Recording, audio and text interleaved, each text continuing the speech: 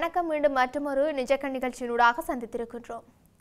ஜனாதிபதி அனுரகுமார திசாநாயக்கவின் நற்பெயருக்கு களங்கம் விளைவிக்கும் வகையில் சமூக ஊடகங்களில் பல்வேறு கேலி பிரச்சாரங்கள் மற்றும் தவறான தகவல்கள் பரிமாறப்படுவது குறித்து குற்றப்புலனாய்வு பிரிவினர் விரிவான விசாரணையை ஆரம்பித்திருக்கின்றார்கள். அதன்படி பதில் போலீஸ் மா அதிபர் பிரியந்த வீரசூரியவின் அறிவுறுத்தலின் பேரில் குற்றப்புலனாய்வு துறையின் சிறப்பு குழு இந்த பிரச்சாரத்துடன் தொடர்புடைய யூடியூப் தளங்கள் மற்றும் சமூக ஊடக வலைத்தளங்களை கண்காணித்து வருகின்றது. இந்த அவதூறு பிரச்சாரங்களை உருவாக்க பல அரசாங்க அமைச்சர்கள் மற்றும் அரசாங்க ஆதரவாளர்களின் பெயர்கள் பயன்படுத்தப்பட்டுள்ளதாக போலீஸ் வட்டாரங்கள் தெரிவிக்கின்றன. எனவே இவ்வாறு அவதூறு பரப்பும் வகையில் செயற்படுபவர்களுக்கு எதிராக சட்ட நடவடிக்கை எடுக்கப்படும் என்று குற்றப்புலனாய்வு பிரிவினர் எச்சரித்திருக்கின்றார்கள். இது தொடர்பாக குற்றப்புலனாய்வு திணைக்களத்துக்கு அதிகாரப்பூர்வ முறைப்பாடு அளிக்கப்பட்டுள்ளதாக தெரிவிக்கப்பட்டிருக்கின்றது. மேலும் இவ்வாறான பொய்யான பிரச்சாரத்தால் ஜனாதிபதி அரசாங்கம் மற்றும் அமைச்சர்களின் நற்பெயருக்கு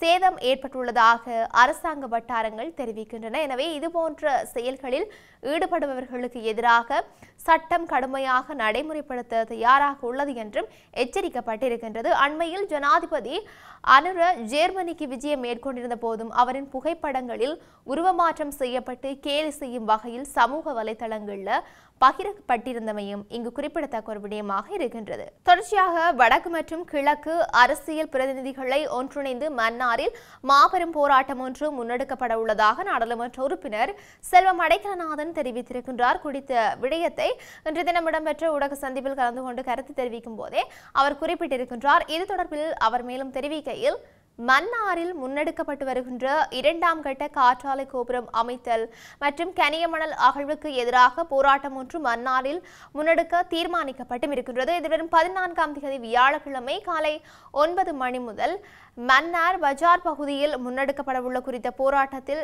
கலந்து கொள்ள வடக்கு கிழக்கை சேர்ந்த நாடாளுமன்ற உறுப்பினர்கள், உள்ளூராட்சி மன்றங்களின் பிரதிநிதிகள் மற்றும் வடக்கு கிழக்கை சேர்ந்த அரசியல் செயற்பாட்டாளர்களை குறித்த போராட்டத்தில் கலந்து கொள்ள அழைப்பு விடுக்கின்றோம். குறித்த போராட்டம் ஊடாக நாங்கள் தென்னிலங்கைக்கு ஒரு செய்தியை சொல்ல வேண்டும். எமது மக்களையும் மற்றும் மண்ணையும் யாரும் அபகரிக்க முடியாது. நாங்கள் துப்பாக்கி ஏந்தி போராடிய போது தியாகங்களை செய்தவர்கள். எனவே அரசியல் கட்சி பேதங்களின்றி நாடாளுமன்ற உறுப்பினர்கள், நகர சபை, பிரதேச சபை மற்றும் மாநகர சபை உறுப்பினர்கள் அனைவரும் குறித்த போராட்டத்தில் கலந்து கொள்ள வேண்டும். தென்னிலங்கைக்கு நாங்கள் பாடம் புகட்டும் வகையில் எமது மண்ணையும் மக்களையும் காப்பாற்றும் வகையில் இடம்பெறும் இந்த போராட்டத்தில் அனைவரையும் பங்கு கொள்ளுமாறு வடக்கு கிழக்கு தழுவிய ரீதியில் அழைப்பு விடுக்கப்படுகின்றது என்று சொல்லி அவர் தெரிவித்திருந்தார். இந்த மன்னார் தீவிலே நடைபெறுகின்ற மண் அகழ்வு நடவடிக்கைகளுக்கும் இந்த காற்றாலை நடவடிக்கைகளுக்கும் எதிராக போராடுகின்ற இந்த மக்களுடைய போராட்டத்திலே கலந்து கொண்டு எங்களுடைய முழு பூரண ஆதரவையும் வழங்குவதற்கு இங்கு வந்திருக்கின்றோம். இந்த மன்னார் மாவட்டத்தையும் குறிப்பாக மன்னார் தீவையும் குறிவைத்து இந்த மண்ணினுடைய வளங்களை சூறையாடுகின்ற வகையிலேயும் அத்தோடு இந்த மண்ணிலே அந்த நடவடிக்கைகள் மேற்கொள்ளப்படுகின்ற பொழுது இந்த மண்ணிலே தொடர்ந்தும் மக்கள் வாழ முடியாத ஒரு நிலைமையை உருவாக்குவதற்கும் போர் முடிவடைந்து 2009க்கு பிற்பாடு மாறி வந்த ஒவ்வொரு அரசாங்கமும் செயல்படுவதற்கு திட்டங்களை வகுத்து வந்திருக்கின்றன. அதை அறிந்த இடத்திலே பல போராட்டங்கள் நடைபெற்று அதை ஏதோ ஒரு வகையிலே தடுப்பதற்கு நடவடிக்கைகள் மேற்கொள்ளப்பட்டும் ஒரு சில நடவடிக்கைகள் அந்த போராட்டங்களை தாண்டி நிறைவேறப்பட்டு இருக்கின்றது என்பதையும் நாங்கள் நன்றறிவோம். ஆனால் இன்றைக்கு இந்த மண்ணகழ்வு செயல்பாடுகளும் அத்தோடு இந்த காற்றாலை செயல்பாடுகளும் இதுவரைக்கும் இல்லாத அளவுக்கு பாதிப்புகளை ஏற்படுத்தக்கூடிய அளவுக்கு இந்த அரசாங்கங்கள் திட்டமிட்டு இருக்கின்றது என்பதை நாங்கள் பலமாக வெளிக்கொண்டு வந்து இந்த திட்டங்களை முறிச்சே ஆகணும் என்ற அடிப்படையிலே எடுக்கின்ற அனைத்து செயல்பாடுகளிலையும் எங்களுடைய அமைப்பும் மனித உரிமை செயற்பாட்டாளர்கள் அனைவரும் இதில் முழுமையாக ஒத்துழைக்க வேண்டும் என்ற ஒரு கோரிக்கையையும் நாங்கள் முன்வைக்க விரும்புகின்றோம். ஒரு அரசும் ஒரு அரசாங்கமும் மக்களுக்காக இருக்கணுமே தவிர மக்களுடைய வளங்களும் மக்களுடைய மண்ணும் சொத்தும் அரசுகளுக்கும் அரசாங்கங்களுக்கும் இருக்க முடியாது. இன்றைக்கு இந்த மண்ணை அழிக்கின்ற இல்லாட்டி இந்த மக்களுடைய இருப்பை முற்றுமுழுதாக அழிக்கக்கூடிய செயல்பாடுகளை எடுத்து பார்த்தால் அவை அனைத்தும் வடகிழக்கை குறிவைத்து தமிழர் தாயக நிலப்பரப்பை குறிவைத்துத்தான் முன்னெடுக்கப்படுகின்றன.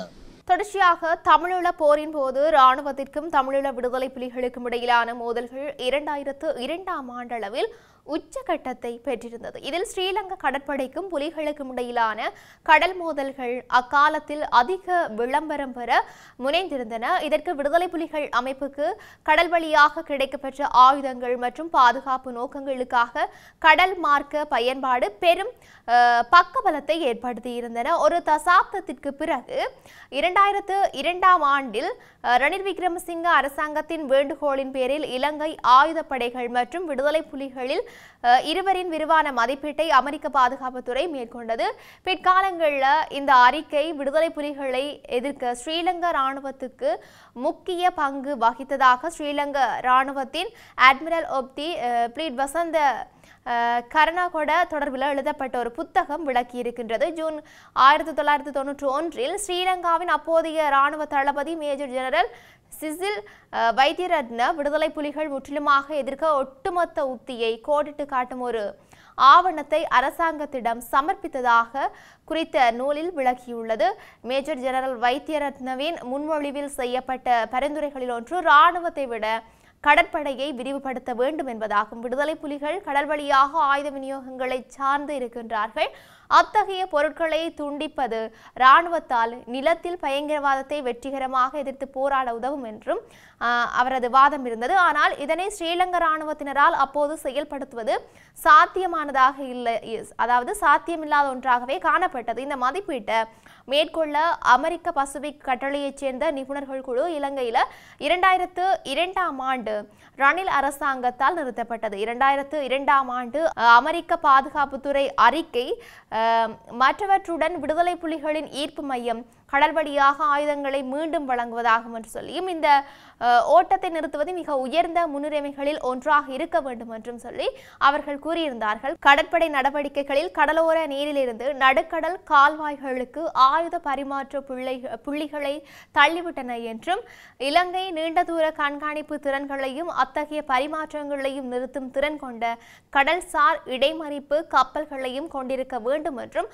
அந்த அறிக்கை குறிப்பிட்டது. 2003ஆம் ஆண்டு கடற்படையின் கிழக்கு தளபதியாக கருணாகொட நியமிக்கப்பட்ட போது போர் நிறுத்த ஒப்பந்தத்தில் புதிய முகாம்களை அமைப்பதை தடை செய்யும் பிரிவு இருந்த போதிலும் உண்மையில் திருகோணமலை துறைமுகத்தின் முகத்துவாரத்திற்கு சற்று தெற்கே விடுதலை புலிகள் புதிய முகாம்களை அமைத்து வருவதற்கான தகவலை பெற்றதாக கூறப்படுகின்றது.